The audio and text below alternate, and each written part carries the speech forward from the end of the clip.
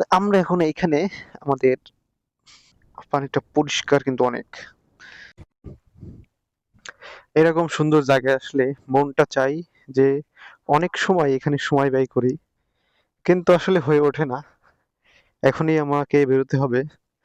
তো বের হওয়ার আগে জায়গাটা আরেকটু প্রাণ ভরে দেখে যাই।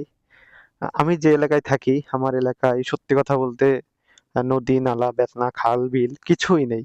আছে কয়টা এমনি পুকুর, ওইগুলো ছোট ছোট আর কি। তবে যখন এরকম বড় কিছু দেখি বা বড় গাং, নদী দেখি, তখন অনেক ভালো লাগে। আমরা এখন এইখানে আমাদের পাটা ধৌত করব। ও ভাই, অসম! পানিটা এত পরিমাণ ঠান্ডা, কি বলবো বলে বোঝাতে পারবো না। আল্লাহ! পানিটা অনেক ঠান্ডা এবং